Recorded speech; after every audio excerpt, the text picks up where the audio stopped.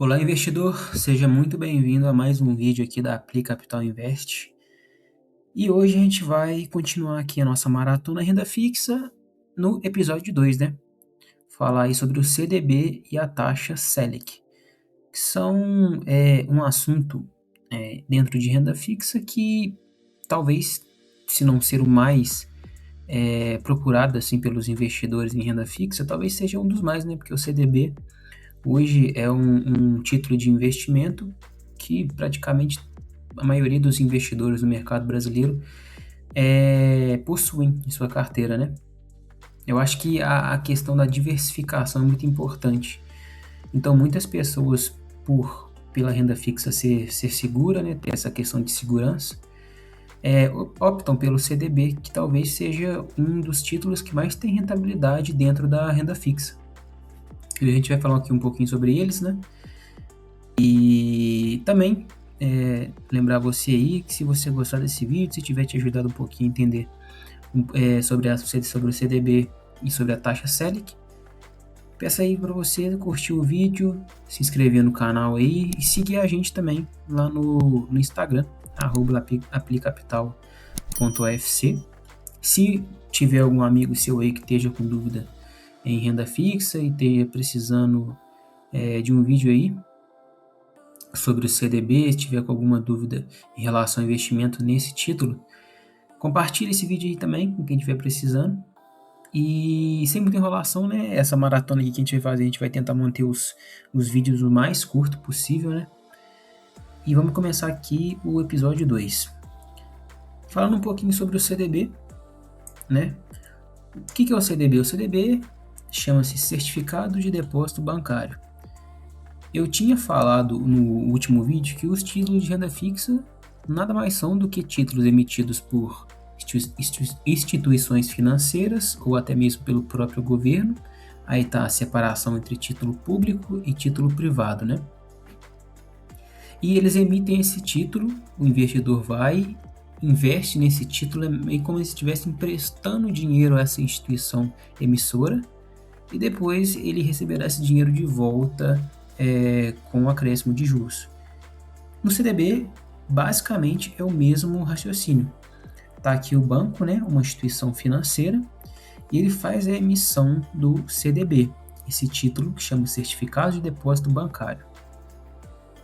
E aí o investidor aqui, né, o bonequinho aqui, investidor, ele vai, investe em CDB, aplica o dinheiro lá, e o CDB ele rende de acordo, hoje em sua maioria, né? Ele pode ser, claro, pré-fixado, ele pode ser pós-fixado, ele pode ser híbrido também. Tem CDBs com esses tipos de rentabilidade. Mas assim, em grande maioria, o CDB ele segue o CDI, que é um Certificado de Depósito Interbancário. Esse certificado de depósito interbancário é meio que um empréstimo que os bancos fazem entre si, porque eles têm uma política lá que tem que manter o caixa sempre em positivo. Então eles fazem empréstimo entre si e esse CDI, né, essa taxa de CDI ou taxa de que você pode chamar, ela serve como parâmetro para o CDB, parâmetro de rentabilidade. Então esse CDB ele rende de acordo com o CDI, e o CDI geralmente ele é 0,10% menor do que a taxa Selic. Então, se a taxa Selic tiver, por exemplo, em 15%, o CDI vai estar em 14,90%, porque ele sempre tenta acompanhar a taxa Selic em 0,10% menor. 0,1 ponto percentual, né? Que é igual eu falo aqui embaixo, ó. Como eu falei, certificado de depósito interbancário, operações entre bancos utilizam a taxa DI, que é o CDI, né? Taxa DI ou CDI a gente entende como a mesma coisa.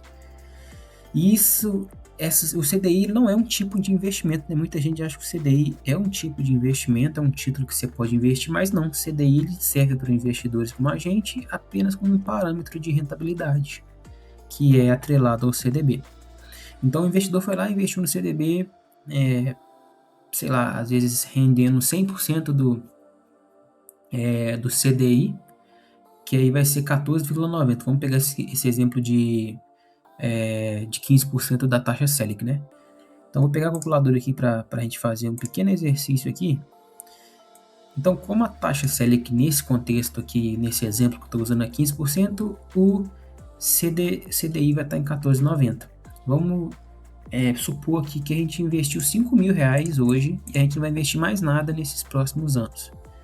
Nesse próximo ano, né? A gente investiu no dia 1º de janeiro. Claro que tem a oscilação da Selic, mas vamos fingir que a Selic vai manter em 15%.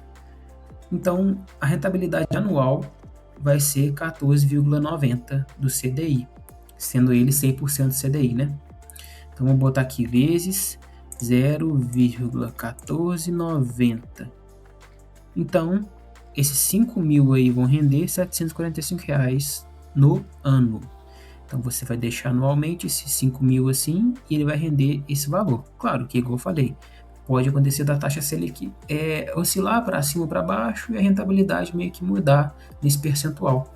Mas é mais ou menos esse aqui o entendimento que a gente tem que ter. Claro também que é importante a gente falar que o CDB ele é tributado, tá? Então tem aí uma tabela regressiva de imposto de renda.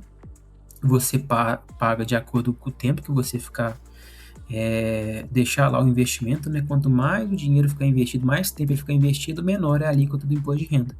Aí se você deixar ele investido pouco tempo, a alíquota vai ser maior.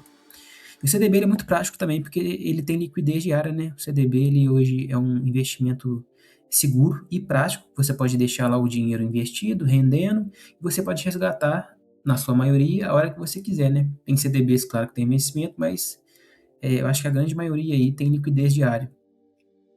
Ok, falei um pouquinho do CDB, CDI, correr um pouquinho aqui agora para deixar o vídeo mais curto possível. E falar um pouquinho da taxa Selic. A Selic é um sistema especial de liquidação e de custódia. O que significa, né? A sigla da Selic. Ela nada mais é do que a taxa básica de juros do Brasil. E ela é controlada pelo Copom, né? Pelo Comitê lá de Políticas do Banco Central, que é usada, a Selic é utilizada para controle da inflação.